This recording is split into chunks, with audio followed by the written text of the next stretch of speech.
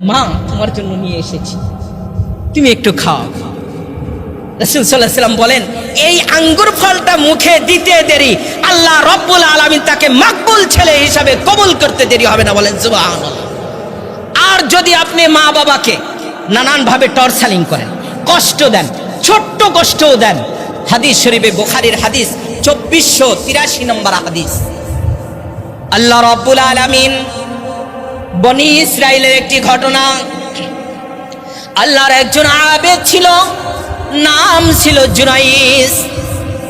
এই জুরাইস এত বড় বুজুর্গ ছিল, আবেদ ছিল, ইলম ছিল না। সেই যুগের মধ্যে পাহাড়ের মধ্যে ঘর বেঁধে থাকত, পাশেই ছিল একটা ইবাদতখানা। ওই সময় বলা হতো গির্জা। এই গির্জার ভিতরে জুরাইস ইবাদত করত। আল্লাহ রব্বুল আলামিন তাকে এত বড় করেছেন, জুরাইস ছোট থেকেই আল্লাহ রব্বুল আলামিনের পরিচয় পেয়েছেন মা বাবার কাছে। জুরাইস সারাদিন ইবাদত করেন, সারা রাত্রি তাহাজ্জুদের নামাজে দাঁড়িয়ে আল্লাহকে ডাকেন। এত মাকবুল মানুষ জুরাইস, আল্লাহ রব্বুল আলামিনের প্রিয় বান্দা। বুখারীর ঘটনা এসেছে, বিশ্ব নবী বলেছেন ছোটকালে 3 জন বাচ্চা কথা বলেছিল শিশুকালে। এক নম্বরে হলো ইউসুফ আলাইহিস সালাতু ওয়াস সালামের সাক্ষী, সেই ছোট বাচ্চা দলনার। 2 নম্বরে হলো ঈসা আলাইহিস সালাতু ওয়াস সালাম, তার মাকে পবিত্রতার সাক্ষী দিয়েছিলেন। 3 নম্বর হলো ওই জুরাইসকে পবিত্র করার জন্য আল্লাহ রব্বুল আলামিন ছোট বাচ্চার জবানে কথা জারি করেছেন। বলেন সুবহান। জুরাইস ইবাদত করে, জুরাইস ইবাদতের মধ্যে মগ্ন, এত গভীর ইবাদত জুরাইসের। আল্লাহ রব্বুল আলামিনের প্রেমিক জুরাইস নামাজে দাঁড়িয়ে গেল, নফল নামাজের মধ্যে। এখানে একটা মাসআলা, ইবাদত এবং মাসআলা আমাদের জানা দরকার। আপনি এখানে ইবাদত করেন, সামনে একটি ভয়ঙ্কর সাপ রয়েছে। বিশ্ব নবী বলেছেন তুমি ভয়ঙ্কর সাপ থেকে বাঁচার জন্য নিয়তটা ছেড়ে দাও, নামাজটা ছেড়ে দাও। আবারও বলেছেন আপনি রাস্তা দিয়ে যাওয়ার পথে আপনি নামাজে দাঁড়িয়ে গেলেন, একজন ছোট বাচ্চা আগুনে পুড়ে যাচ্ছে, নদীতে ডুবে যাচ্ছে, আপনি নামাজটা ছেড়ে দিয়ে একটা জীবনকে হেফাজত করেন। মাসআলা। জুরাইস নফল নামাজের মধ্যে ছিল, নামাজগত অবস্থায় তার মা এসেছে। মা আসার পর বলল, বাবা জুরাইস আমার পানির তৃষ্ণা পেয়েছে। জুরাইস নামাজের মধ্যে চিন্তা করলেন, আমি কি নামাজ ছেড়ে দিব, না মার কথা শুনবো? আমি কি মার কথা শুনবো, না নামাজ থেকে আমি ছেড়ে দিয়ে মার কথাগুলো শুনতে থাকবো, না মালিকের সাথে কালেকশন করব? দ্বিধাদ্বন্দ্বের মধ্যে পড়ে গেলেন। এই অবস্থার মধ্যে জুরাইস উত্তর করলেন আরবি জবানে, উম্মি আনা ফিস সালাত। ও মা, আমি তো নামাজের মধ্যে আছি, আমি নামাজ শেষ করে তোমার ডাকে সাড়া দিব। আবারও কিছুক্ষণ পর বুখারীর বর্ণনা, জুরাইসের মা আবার ডাক দিল, ও বাবা জুরাইস আমার পানির তৃষ্ণা পেয়েছে, আসো বাবা পানিটা নিয়ে আসো। জুরাইস একই উত্তর করলেন, আমি কি নামাজ ছেড়ে দিব না মায়ের কথা শুনবো? আবারও বললেন উম্মি আনা ফিস সালাত, আমি তো নামাজের মধ্যে রয়েছি। আবারও তৃতীয়বার ওই মা ডাক দিয়ে বলেন, জুরাইস আমার পানির তৃষ্ণা পেয়েছে, তুমি পানি নিয়ে আসো। আবার উত্তর করলেন জুরাইস আনা ফিস সালাত, একই উত্তর করলেন। মা তো বৃদ্ধ মা, কষ্ট পেয়েছে, অনেক কষ্ট। এই কষ্ট পেয়ে আসমানে 2 হাত উত্তোলন করলেন, ও আসমানের মালিক, আমি পানি চেয়েছি, যে সন্তানটাকে আমি 10 মাস 10 দিন গর্ভে ধারণ করেছি, এই সন্তান 3 বার পানি চাওয়ার পরেও একই উত্তর দিচ্ছে, আমি নামাজে রয়েছি। আল্লাহ, আমি দোয়া করলাম আমার এই সন্তান যেন কোনো বেশ্যা নারীর মুখ না দেখে পৃথিবীর জমিন থেকে না যায়। নাউজুবিল্লাহ বলেন, জোরে বলেন, বলেন তো কবুল হয়েছে কিনা? কথা বলেন। কবুল হয়েছে, 100% কবুল হয়েছে। মা কষ্ট পেয়েছে, এই ওফ শব্দ বলেছে, একটা শর্ত ভঙ্গ হয়েছে, এই জন্য সঙ্গে সঙ্গে আসমানে কবুল হয়ে গেল। জুরাইস, তুমি কোনো বেশ্যা নারী, পতিতালয়ের নারীর চেহারা না দেখে, অপবাদে না পড়ে আমার কাছে আসতে পারবে না। জুরাইস 3 দিন পর সেই গ্রামের একজন সুন্দরী নারী, নর্তকী, বেশ্যা নারী, সেই নারী গান বাজনা করে রাত্রি ফেরার সময় সেই গির্জার দিকে তাকায় দেখে এত সুন্দর যুবক, মাশাআল্লাহ খুব সুন্দর দেখা যায়, তাকে একটা প্রস্তাব দিতে পারি। তাকে বলল, জুরাইস, ভদ্র ভাষায় বলি, তুমি আমার সাথে জেনা করো। জুরাইস আশ্চর্য হয়ে গেলেন। ডান দিকে ঘোরেন, মহিলা ডান দিকে আসে, বাম দিকে ঘোরেন, ওই নর্তকী বাম দিকেই আসে, এভাবে চতুর্পাশে ঘোরেন, চতুর্পাশে ওই নারী সামনে দাঁড়িয়ে যায়, তুমি আমার সাথে জেনা করো। কিন্তু জুরাইস আল্লাহকে ভয় করে, নিত্তাকুল্লাহ, কেউ যদি না দেখে মালিক তো দেখবে, আমি তো এই নারীর সাথে অপকর্ম জেনায় লিপ্ত হতে পারি না। তাকে ব্যর্থ করে দিলেন, বিমুখ করে দিলেন। ওই নারী ওখান থেকে বের হয়ে আসলো। আসার পর পাহাড়ের পদদেশে একটি রাখাল ছিল, সেই রাখালকে প্রস্তাব দিল, রাখাল, তুমি কি কখনো আমাকে দেখেছো? এত সুন্দর নারী, তুমি যদি চাও তোমার সাথে আমি অপকর্ম করতে পারি। রাখাল চিন্তা করলেন, আমি একজন রাখাল, কে বা এই প্রস্তাব দিবে? এত সুন্দর নারী হাতছাড়া করা যাবে না। সঙ্গে সঙ্গে জেনার ভিতরে লিপ্ত হলেন।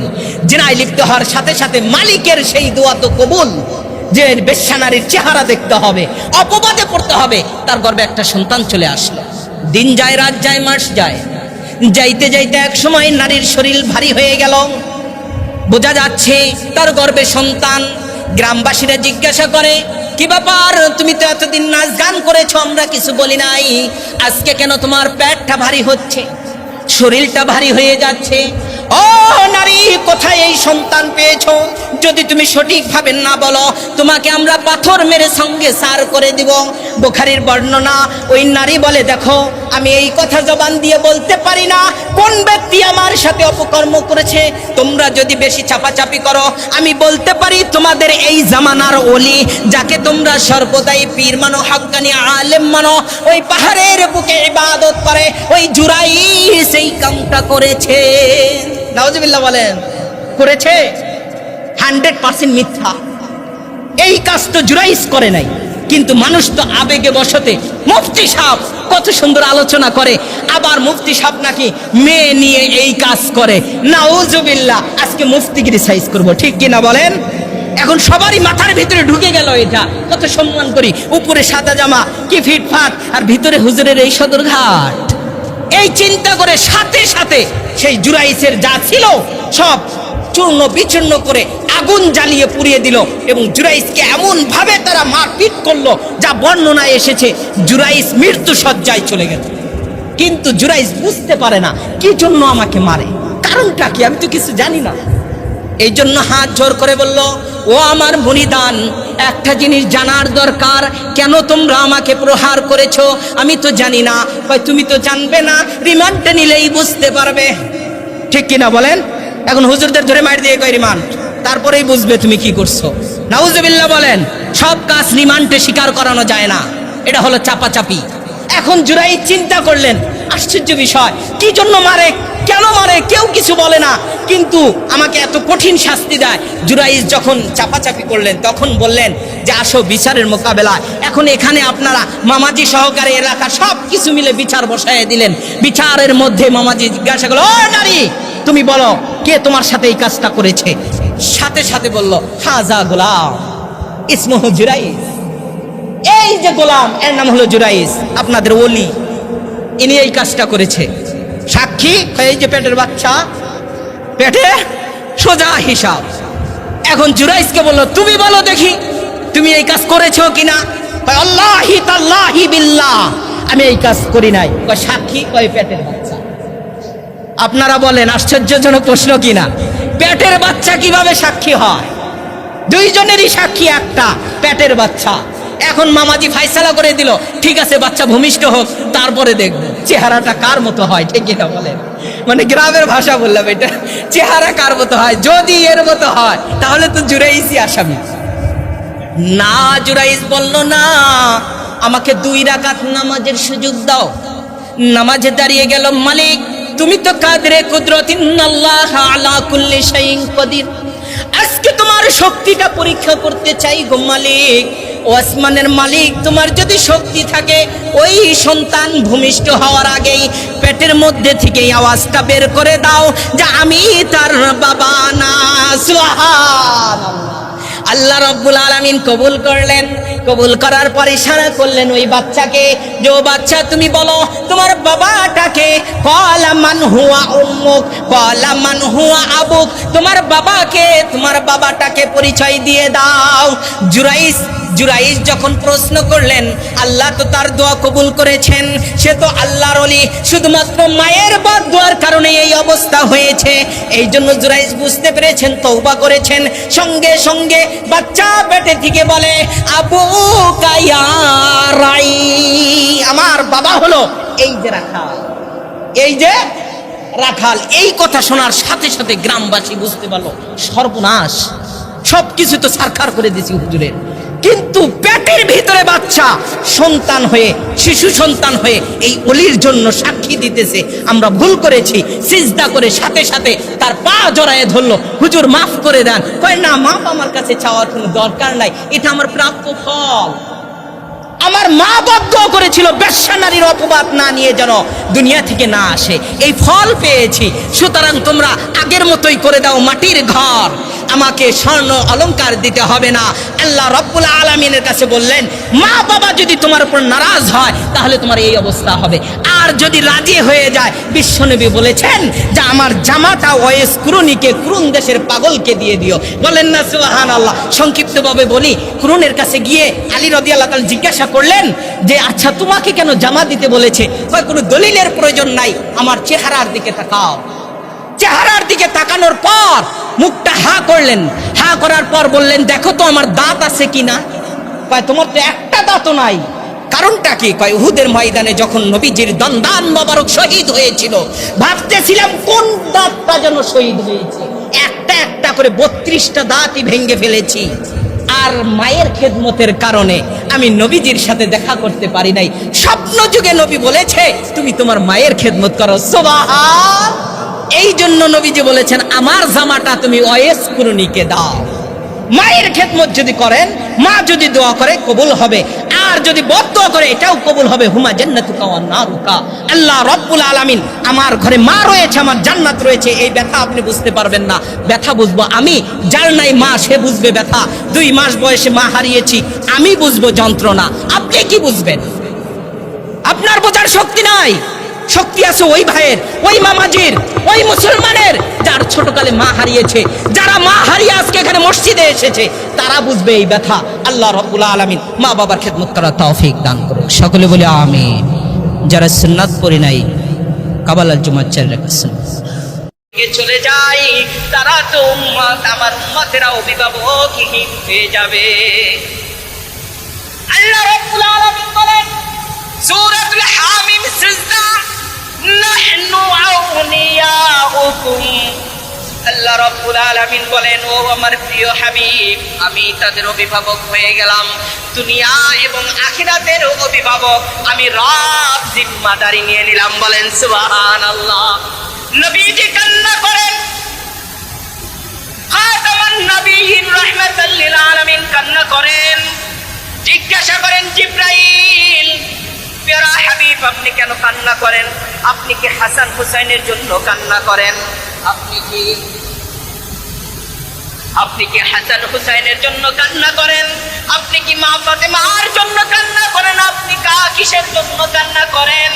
বিশ্ব নবী বলেন জিবরাইল, আমি কান্না ফাতেমার জন্য করি না, আমি কান্না আমার হাসান হুসাইনের জন্য করি না, আমি কান্না আমার স্ত্রীদের জন্য করি না, আমি কান্না করি শুধুমাত্র আমার উম্মতের জন্য। বলেন না সুবহানাল্লাহ। কিরকির করে ছোট্ট ছোট্ট আওয়াজে বিশ্ব নবীর জবান মোবারক নড়াচড়া করে। এই জবানটা, ঠোঁটটা শুধু নড়াচড়া করে। সাকরাতুল মউতের ক্ষণ সময় ঘনিয়ে এসেছে, নবীজির রূহ বের করা হবে। ফাতেমা রাদিয়াল্লাহু তাআলা আনহা, আয়েশা সিদ্দিকা এবং আবু বকর সিদ্দিক বিশ্ব নবীর কাছে চলে গেলেন। যাওয়ার পর জবানের কাছে কানটা লাগিয়ে দিলেন। লাগানোর মধ্যে ভাবতেছিলেন কোনো ওসিয়ত করবেন, না না না, বিশ্ব নবী জবান থেকে না কোনো কালিমা পড়েন, না কোনো ওসিয়ত করেন। বিশ্ব নবী বলেন ইয়া উম্মতি ইয়া উম্মতি। শুধু এই সমানেই বলেন। আবু বকর সিদ্দিক বললেন আপনার উম্মতের জন্য। আমরা তো রয়েছি দিনের দাওয়াত পৌঁছিয়ে দিব। তখন বিশ্বনবী বলেন আসসালাত আসসালাত বিমা মালাকাত আইমানুকুম, আসসালাত আসসালাত ওয়া মা মালাকাত আইমানুকুম। আবু বকর তুমি পৌঁছিয়ে দাও, নামাজ নামাজ নামাজ, আমার উম্মাত যেন নামাজ না ছাড়ে। আমার শেষ আমলটা ছিল মেসওয়াক, আমার শেষ শব্দটা ছিল জবানে জবানে ইয়া উম্মতি ইয়া উম্মতি। আমার শেষ ফরমান হলো আসসালাত আসসালাত আসসালাত। উম্মতে যেন নামাজ না হারে। এই কথা বলতে না বলতেই মালাকুল মউত বললেন ইয়া রাসূলুল্লাহ আপনার সময় শেষ, আপনার সময় শেষ, কিভাবে আপনার রূহটা বের করতে পারি? এই বলে তার হাতটা শুধু বিশ্বনবীর বুকের উপরে দিয়েছেন। দেওয়ার সঙ্গে সঙ্গে বিশ্বনবী এমন একটা চিৎকার দিয়েছেন, এমন জোরে কান্না করেছেন, বিশ্বনবী চিৎকার দিয়ে জমিনে বেহুশ হয়ে পড়ে বলেন ও মালাকুল মউত আজরাইল, তোমাকে প্রশ্ন করতে চাই, তুমি কি তোমার হাতটা রেখেছো না উহুদ পাহাড়টা আমার বুকের উপরে চাপিয়ে দিয়েছো?